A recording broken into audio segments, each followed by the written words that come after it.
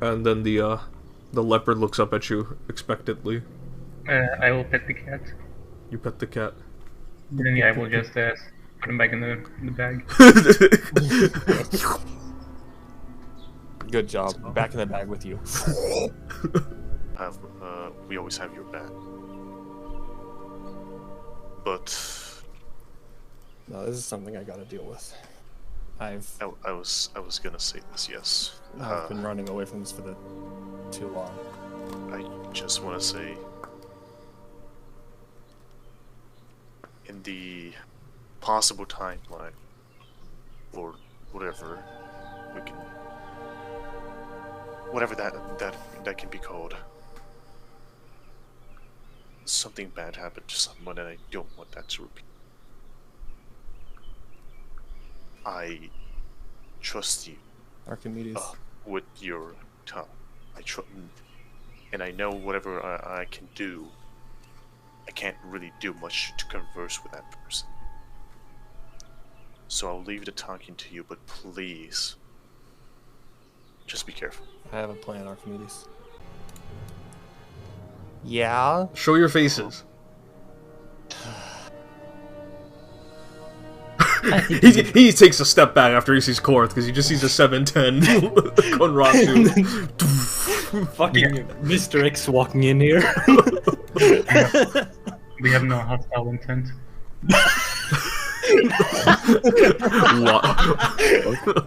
It's just some dude. I like to think I have my own morals, but this is the one time, or that was the one time where it was wrong.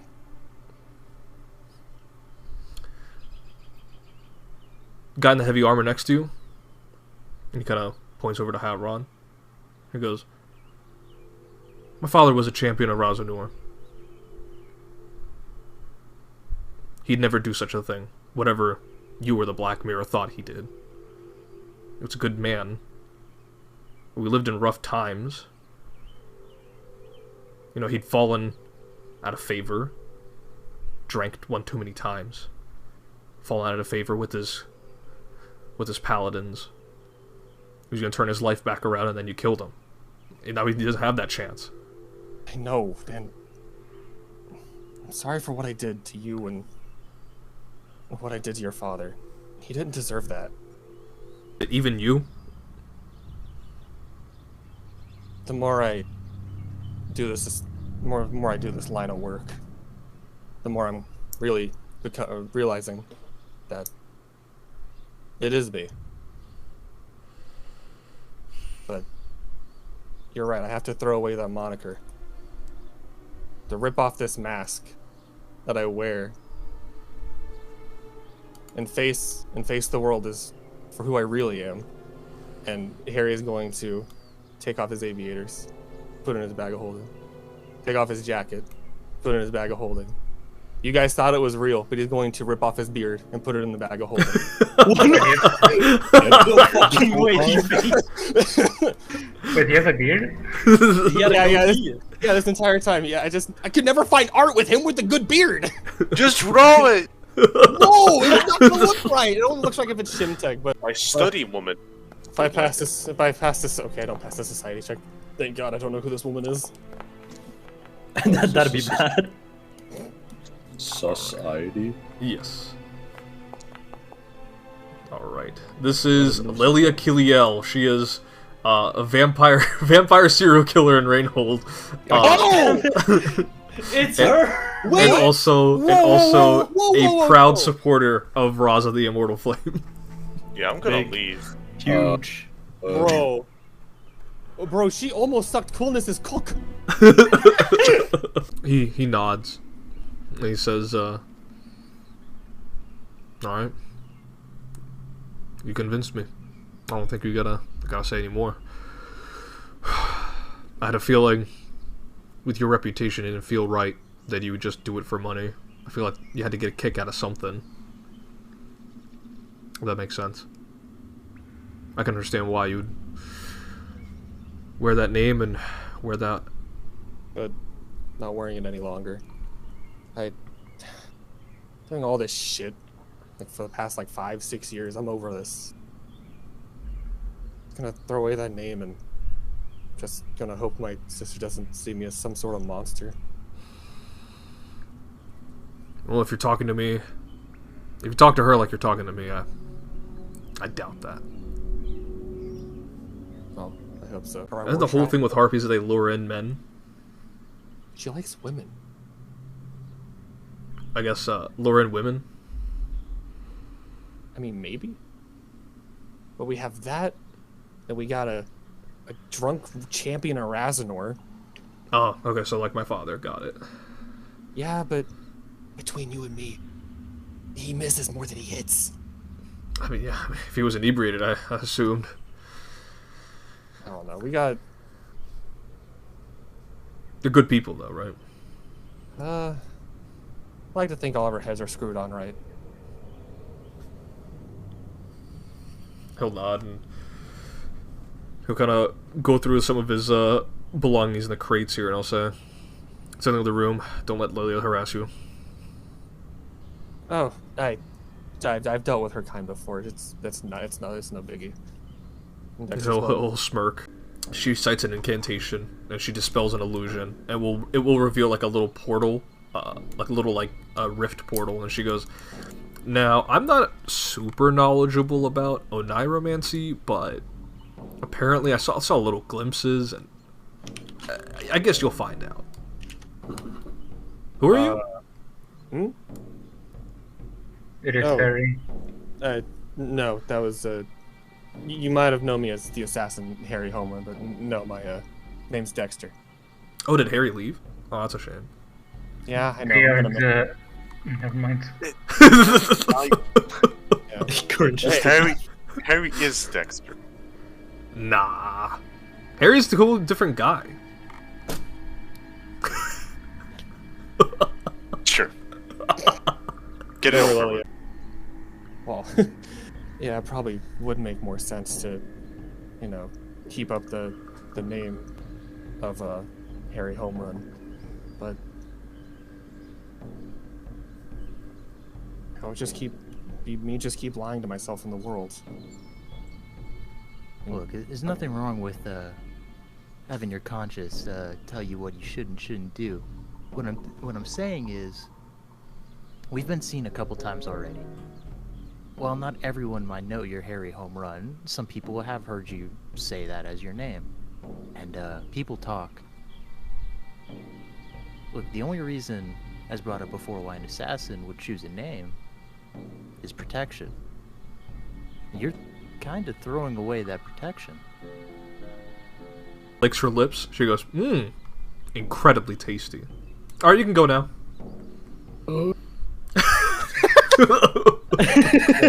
I'm gonna walk over to Havron and just kind of. He's wobbly right now. I'm gonna put his arm around me and I'm gonna drag him through.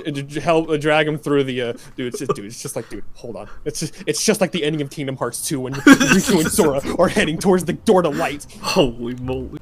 As you drag Havron, Lelya looks at you, Camellia, with a big shit-eating grin. You took a little extra, didn't you? Mm-hmm. Don't tell him, though. Listen, I was really thirsty, okay? I mean, if you were that thirsty... You're showing me this now? Well, you never asked. I assume after you sniffed me, you kind of had an idea of what I was. Well, yeah, but I didn't really know, because you... it's whatever, I guess. And the others, they've often mentioned of a golden age of our people. Were you there for that golden age, Father? And he kind of swallows like one of the cupcakes he already had like chewed, and he goes, yes, I was there." And she goes, "Is it true you were working on like a project that allowed people to dream, like enter the place you called the Dreamlands?" And kind of rubs off a little bit of cupcake from his mouth. He goes, "Yes, but that was an older project. It was mostly there to facilitate us entering the Dreamlands. It's very uncommon or very rare for people to do so willingly." those who do find themselves in a very alien and hostile environment, never to fulfill true death or true enlightenment. Some of us, like Ariston over there, we have our other ambitions.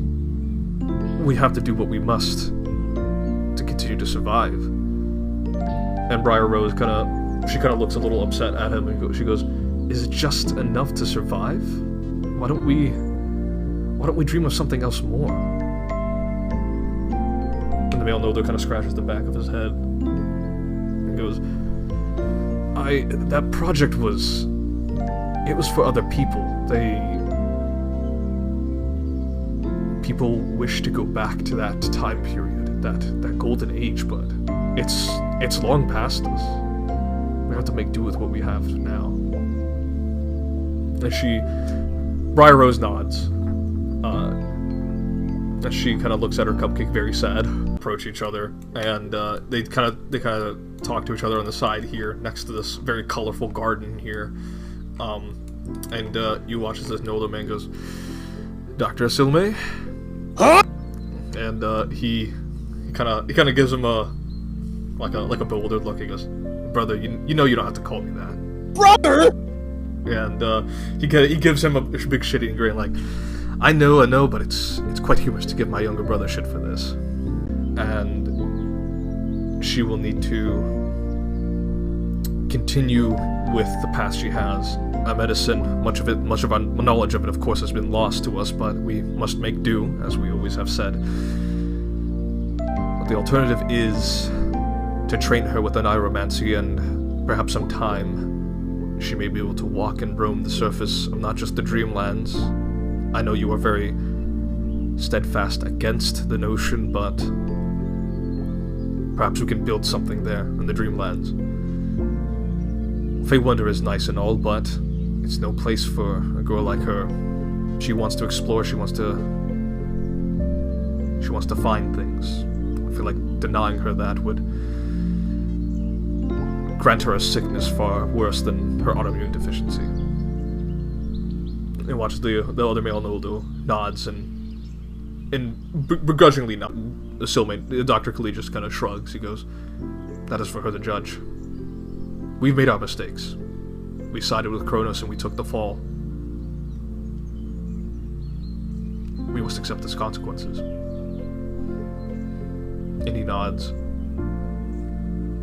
And Khalid goes once more, he goes, "How much do you care for her?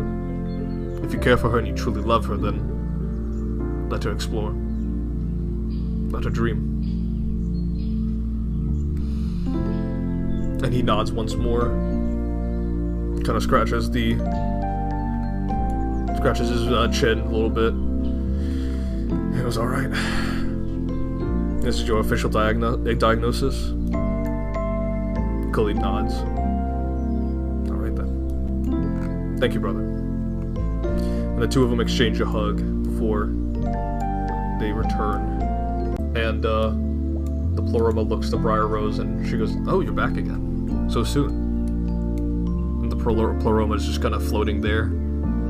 And Corinth, you realize that's you. Oh. This was you. Oh. That's me.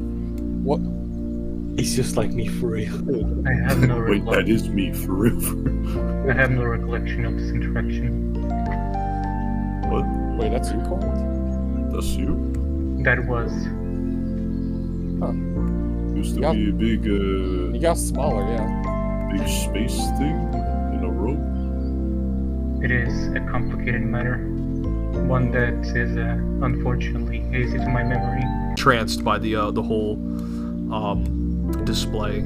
The pleroma never speaks, but there appears to be some sort of understanding between the two.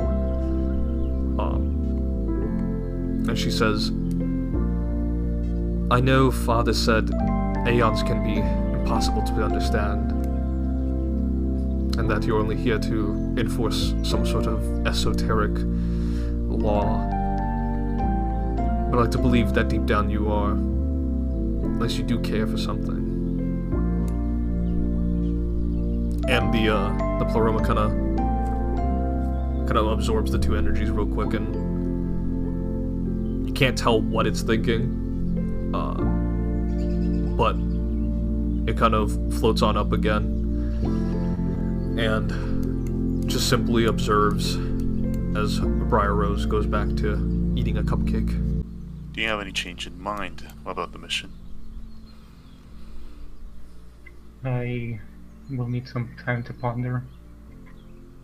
Until then, let us deal with the immediate situation at hand. And some sort of vain hope into reclaiming the golden age for our people, reclaim Ophir, but none of that matters now. It kind of leans in and says, as long as I'm working on this project, as long as it's for you, then I'm happy. As she gives him a smile, and the two hug. And in this moment, you do not see Alberad, the cold standoffish wizard with many regrets. You see a father who is very much desperately trying to help his daughter in any way he can feasibly muster. Despite being a semi-all-knowing wizard, he lacks in his expertise in trying to take care of his child in this moment. What kind of pretty boy? Oh, he's a pretty boy. Golden hair. We shall find out soon, shall we? Yeah, let's just... Yeah, Ron, you good to walk? Yeah, I think I'm good to walk now. Alright. Thank you. Bye-bye, Havron. I'll miss you. Goodbye. Havard has a fan. I miss him That's already. awesome. Don't worry, we'll be back. Okay. Shoot her a wink and a singular finger gun, and then we will. She'll finger gun as well. Dude, Lelya is so cool. Vampires are so cool. I wish they would suck my blood real life. I'll just walk up with you, Clayton. Me? Yeah. With Not you. Dexter? No. Dexter. Not Harry? I don't know that. I don't know what happened to Harry. I don't know this Dexter guy. Clayton, get in the game. No, but I'll walk up with you. You turn around. He's just standing in your Corinth, this is a dream creature. This is a dream entity spawning from the tablet. And if this is spawning from the tablet and it's connected to the drifting dream, by extension, it is connected to Briar Rose. Combating this creature will not hurt Briar Rose, but this is an extension of her, a manifestation of her negative aspects being brought forth. Alchemist, yes sir. That is what will end the session.